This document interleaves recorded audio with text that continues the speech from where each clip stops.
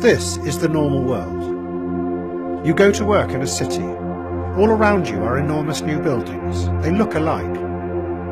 But you will never be able to afford to live in them, because they are not really homes. They are blocks of money, bought by global investors whose money has nowhere else to go. Well, at 20 minutes to 5, we can now say the decision taken in 1975 has been reversed by this Brexit happened. It showed that all the people who are supposed to tell you about the world, the journalists, the politicians, the think tank experts, know nothing. It showed that they and you live in a dream world, detached from reality. You spend your days and nights on social media. The original vision was that it was going to open up a new paradise where information was shared freely.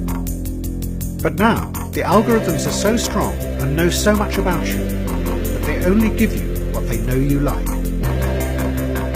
You have become trapped in an echo chamber where all you see and hear is you.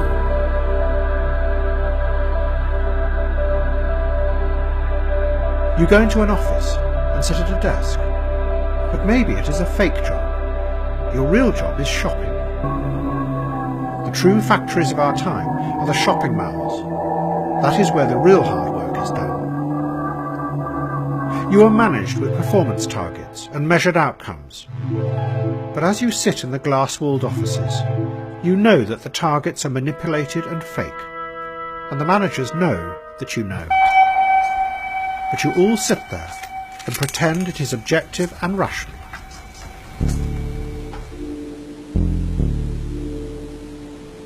You are cool, and you know what is cool. The original idea of cool, back in the 1960s, was that you would pull back and see the world for what it really was, the violence and brutal power hidden under the surface. A detached gaze, free of political manipulation. But then the politics fell away, and now you are just left detached. You know that the politicians today have no idea what is happening. They pretend to be in control, but they are helpless in the face of the refugee crisis, and they do nothing to stop the corruption, the growing inequality, the emptying of the cities by the waves of money. But maybe they aren't really politicians any longer. They have become instead pantomime villains, whose real job is to make us angry. And when we are angry, we click more. And clicks feed the ever-growing power and wealth of the corporations that run social media. We think that we are expressing ourselves, but really, we are just components in their system.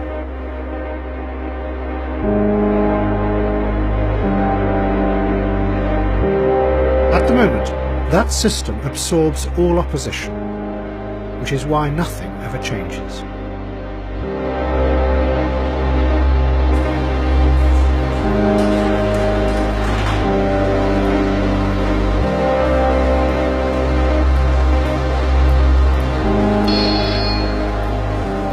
"40 years ago, there was another all-encompassing system.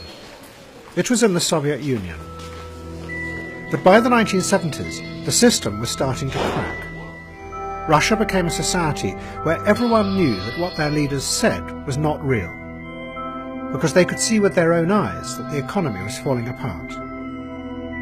But everybody had to play along and pretend that it was real, because no one could imagine any alternative. One Soviet writer called it hyper-normalization. You were so much a part of the system that it was impossible to see beyond it. The fakeness was hyper-normal.